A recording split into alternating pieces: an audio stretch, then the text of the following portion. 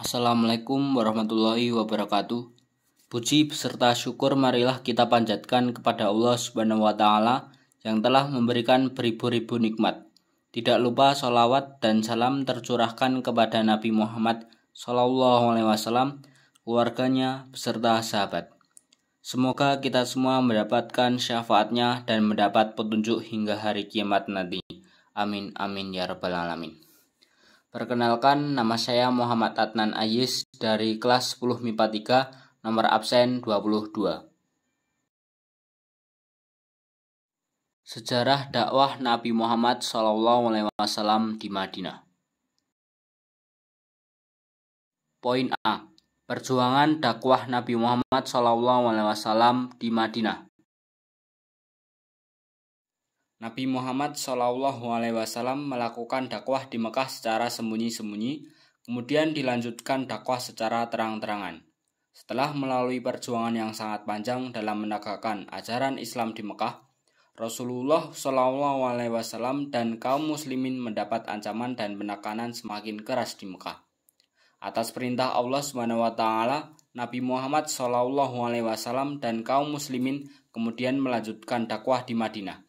Dasar-dasar sebuah negara tercipta di kota ini. 1. Kondisi umum kota Madinah. Madinah terletak di sebelah utara kota Mekah dan termasuk wilayah kekuasaan kerajaan Arab Saudi. Sebelum Nabi Muhammad SAW hijrah, kota Madinah dikenal dengan nama Yasrib. Ada yang berpendapat nama Yasrib berasal dari bahasa Ibrani atau Aram. Pendapat lain menyebutkan Yasrib merupakan sebutan bagi orang-orang Arab Selatan. Madinah juga dikenal dengan nama Madinah An-Nabi, artinya kota Nabi, atau Madinah Al-Munawwarah, artinya kota yang bercahaya.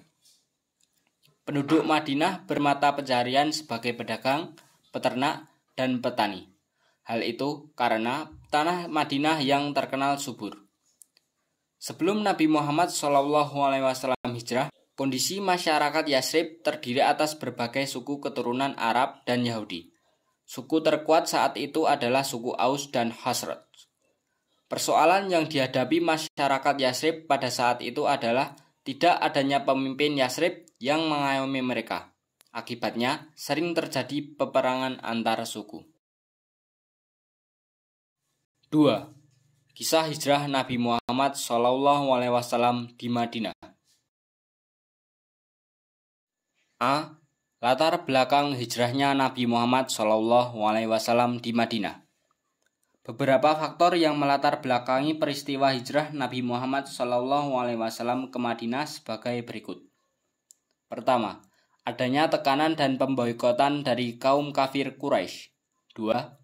Janji penduduk Madinah untuk melindungi Nabi Muhammad SAW. 3. Wujud ketaatan Nabi Muhammad SAW terhadap perintah Allah.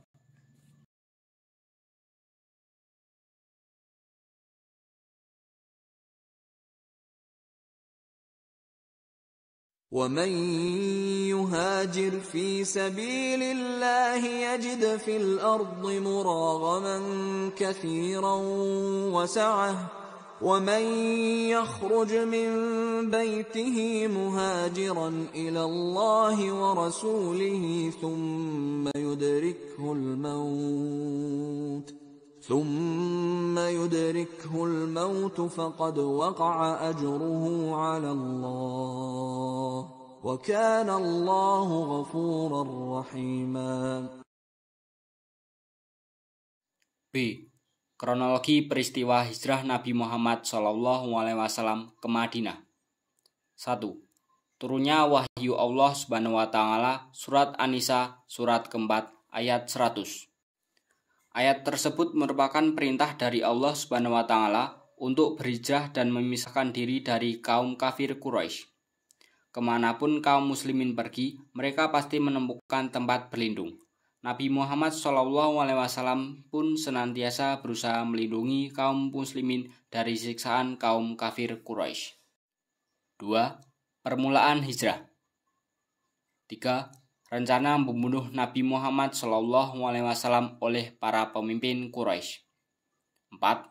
Kemudian Nabi Muhammad SAW bertolak dari Mekah bersama Abu Bakar secara sembunyi-sembunyi.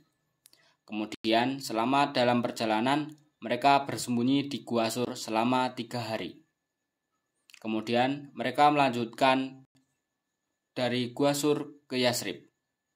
Kemudian singgah di Kuba selama 4 hari, melanjutkan perjalanan hingga akhirnya sampai di Yasrib.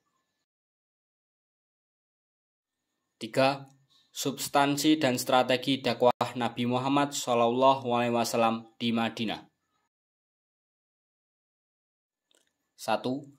Membina persaudaraan antara kaum Ansor dan kaum Muhajirin. 2. Memelopori penyusunan Piagam Madinah. 3. Membentuk kader-kader untuk mempertahankan wilayah. 4. Menciptakan toleransi beragama. 5. Pembinaan akidah dan ibadah. 6. Perbaikan prinsip sosial dan kemanusiaan. 7. Perbaikan di bidang pertahanan dan politik. 8. Pembangunan bidang ekonomi. Poin B. Keteladanan dakwah Nabi Muhammad SAW di Madinah. 1. Semangat menjalani ukhuwah Islamiyah. Ta'aruf. Ta'aruf artinya saling mengenal satu sama lain. Tafahum. Tafahum artinya memahami satu sama lain. Ta'awun artinya menjalin kerjasama dalam kebaikan. Takaful. Takaful artinya saling menanggung beban yang dipikul sesama muslim. 2. Menjaga kerukunan umat. 3. Kerja keras dan tawakal. 4. Bersikap toleran kepada sesama. 5. Mengembangkan dakwah. 6. Membangun jiwa mandiri. Demikian kiranya yang dapat saya sampaikan. Semoga bermanfaat. Akhirul kalam, saya ucapkan terima kasih. Wassalamualaikum warahmatullahi wabarakatuh.